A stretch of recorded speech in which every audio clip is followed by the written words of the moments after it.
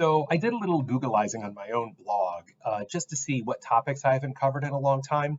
And one topic that I haven't covered in a long time is search engine optimization, or SEO. It has been 10 years. So that's a bit of a gap, and a lot has changed, or has it? So let's talk about that.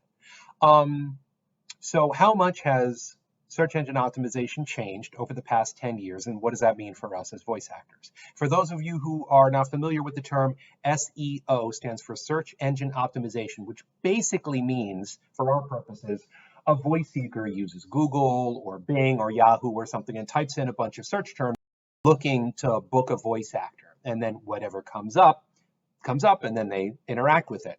So what we as voice actors want to do with our websites, ideally in the abstract, according to every other industry, is to do all this fancy stuff to make sure that when they do use Google or Bing or Yahoo and type in search terms, our websites come up before everybody else's. So let's see what that actually means.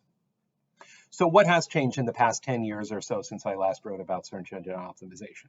Well, the first thing, social media has had a huge impact on how search engines work, on how they function, because instead of just looking at the websites themselves, they're also looking at our social media posts. So everything that we put on Twitter, Facebook, LinkedIn, Instagram, TikTok, Pinterest, Snapchat, everywhere else does have an effect. So that can influence your search engine optimization. So the more stuff you put out on social media, the more likely that the bot, spiders, algorithm, software, whatever it is going to, suck that up and go, oh, this is good stuff. This will increase your page ranking.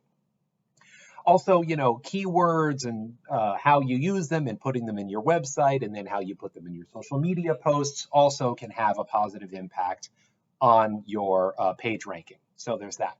So the question is, how much does this really matter for us with individual voice actors, with our teeny tiny little websites in an ocean of other voice actor websites? How much does doing search engine optimization stuff really matter? And the answer is a little, maybe, sort of. I mean, unless you're like a super specialized voice actor with a super unique sound of a minority demographic, like if you're a member of the BIPOC community, the LGBT community, or the API community, and you also super specialize in relatively obscure voiceover genres, then yeah, there's a chance that your website may show up a little bit higher than other average voice actors' websites. Should you worry about it? Should you depend on it? No. So my professional recommendation as the VO strategist is that if you are early in your voiceover journey, or even if you've been around for a little while, I don't recommend putting much effort into improving your website's SEO. Because there are many, many, many other things that you can do to improve your chances of connecting with voice seekers by driving them to your website instead of praying that they discover your website. And we're talking about inbound, outbound marketing strategies, and a whole bunch of other things that you can do. If you do insist on trying to improve your website search engine optimization, sure, go for it. Here are a couple things that I suggest. First, make sure that the pages of your website and the guts inside your website has all those SEO crunchy things like tags, keywords, inbound and outbound links, etc. There's a whole bunch of articles and YouTube videos out there that can give you tips and tricks as to, tricking out your website to max out the search engine optimization. Just make sure that whenever you do any kind of search like that, make sure you would add the year 2022, because you want those articles and videos that you check out to be current, because the SEO rules change constantly because people are constantly trying to game the system to increase their page ranking. So that means Google, Bing, Yahoo, and all the other companies, they are constantly changing the rules so people aren't trying to game the system. Another recommendation is blogging. Every time that you write a blog and there's voiceover related content in there, when you publish that blog, it adds another page to your website. So it actually makes your website bigger, and each page has a whole lot of different voiceover content on it. So like, just for example, if you go to tomdheere.com, it's a 20-year-old website and it has over 600 pages. each page is a blog entry that is dripping with voiceover related content. So that's why, yeah, once in a while, a company does find me purely through a search engine. And I have booked work that way. But I can't depend on that kind of thing happening regularly, and neither should you. Um, Also, try to get on as many free online casting websites as possible.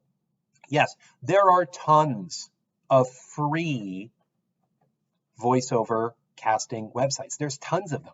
The reason why you don't know about them is because every time you do a search in Google or Bing or Yahoo or whatever, all of the major pay-to-play companies spend hundreds of thousands of dollars on SEO every year. So when you type in stuff, their stuff is always going to show up first. So what I recommend is do a little digging. Go past page 2, 3, 4, or 5, and you will be very surprised and intrigued at what you find.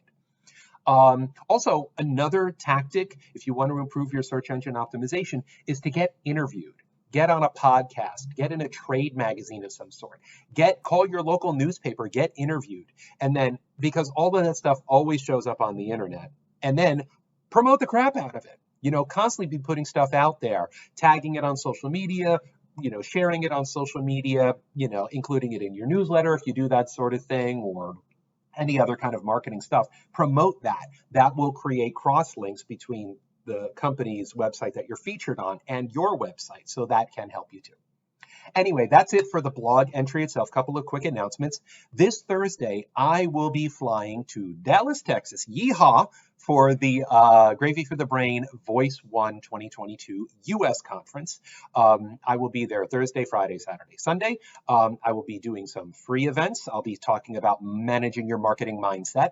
And also, I'll be doing a paid workshop, which is techniques to be a 21st century voice actor. If you are already attending Voice One live, you can sign up for the extra event. If you are an online attendee only, you can attend my free Mastering Your Marketing Voiceover, Master Your Marketing Mindset workshop.